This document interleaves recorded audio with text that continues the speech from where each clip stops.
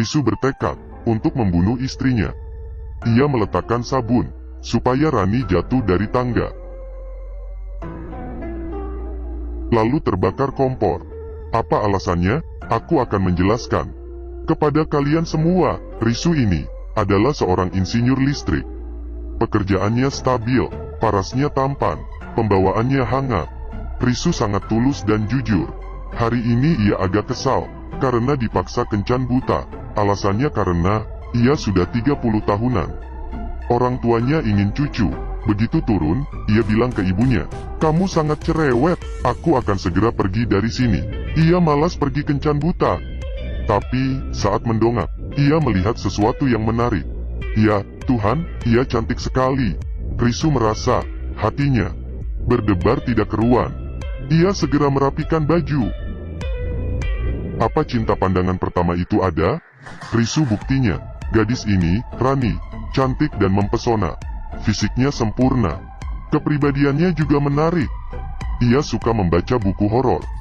Setelah kenalan, Risu membeli buku horor di internet, supaya bisa membahas buku itu dengan Rani.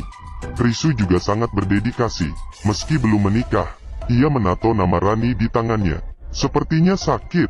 Mereka mengobrol sampai larut malam. Rani juga tampak menyukainya. Mereka pun jadian.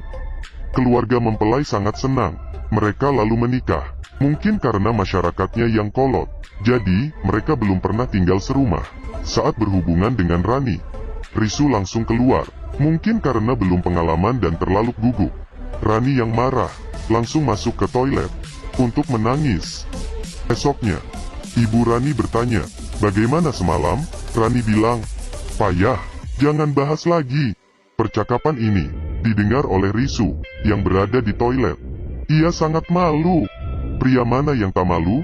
Risu mulai menghindari Rani. Ia baru tidur. Saat Rani sudah tidur, baru saja ia masuk kamar. Sementara Rani merasa diabaikan. Ia sangat sebal pada Risu. Begitulah hidup mereka, saling mendiamkan. Selama sebulan, kakak sepupu Risu, Nel, datang ke rumah. Ia akan tinggal di sana sementara. Rani yang birahi melihat Nel yang kekar, tampan, dan maco, tentu saja merasa tertarik. Nel bilang, "Ada teh, tidak?" Rani lari ke dapur untuk memasak teh. Risu yang berada di dapur kaget. Biasanya di rumah, Rani tidak pernah masak. Risu mengira teh itu untuknya.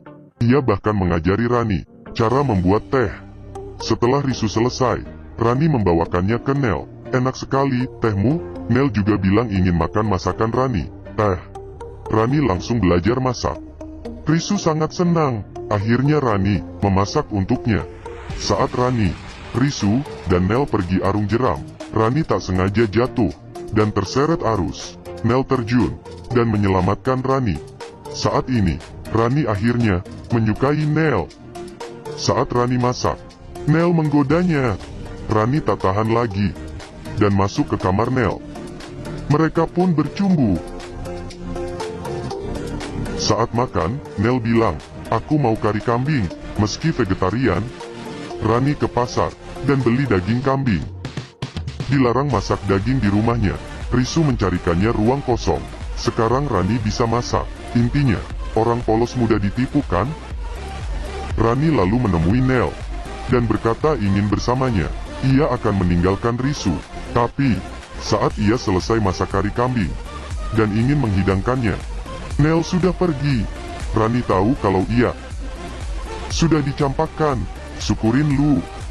Sesampainya di rumah, Risu melihat kari kambing di meja dan berkata, "Mari kita mulai dari awal. Jangan saling mendiamkan." Rani lalu memberitahunya kalau kari ini dimasaknya untuk Nel. "Kami sudah tidur bersama. Aku cinta Nel, tapi ia meninggalkanku." Mendengarnya, Rushi diam saja. Dengan tenang, ia melahap kari di depannya. Bahkan tak lupa bilang, "Masakanmu enak."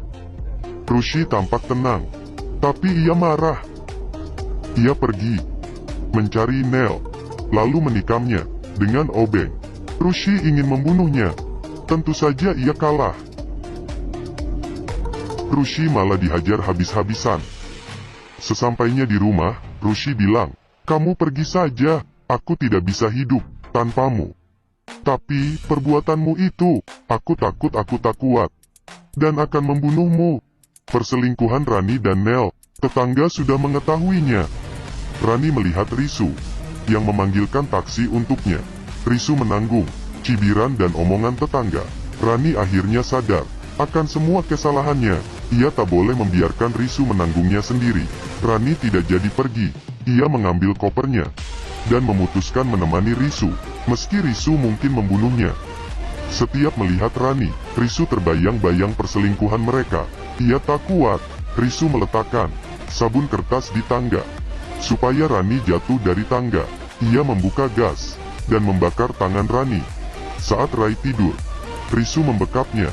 Setiap hari, Risu mabuk-mabukan untuk menghilangkan stres.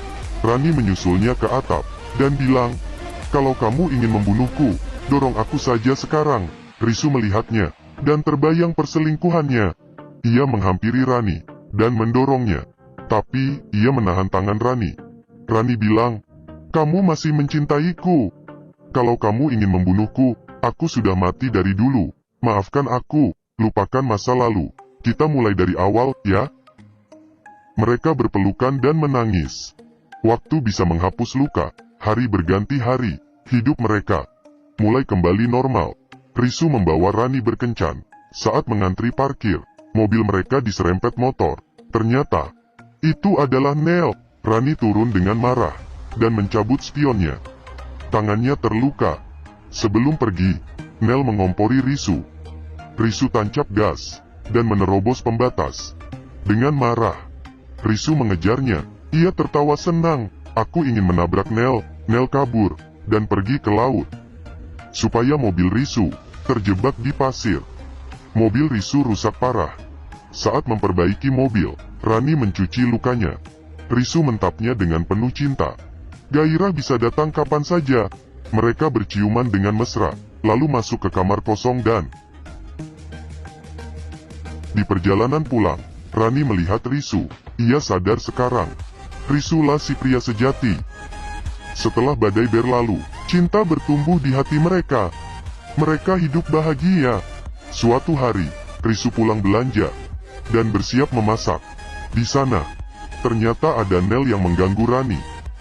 Ia ingin menunggah foto-foto bugil Rani di internet. Risu berang. Ia langsung menghajar Nel, tapi Nel lebih kuat darinya.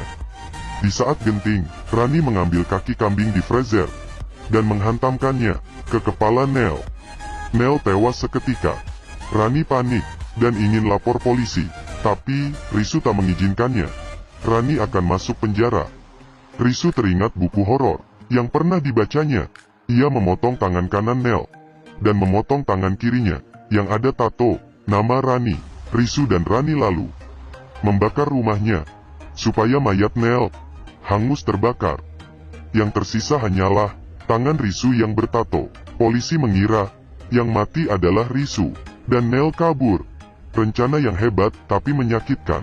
Polisi ke TKP dan berdasarkan bukti, mereka menetapkan kematian Risu dan Nel sebagai buron. Rani juga diinterogasi karena dicurigai. Polisi menginterogasinya dengan beragam cara, tapi tetap tidak ada bukti kalau Rani adalah pembunuh Risu suaminya sendiri. Karena Risu tidak mati, yang mati adalah Nel. Rani lalu pulang. Setelah turun dari kereta, ia melihat Risu menjemputnya dan menggandengnya. Mereka hidup bahagia selamanya.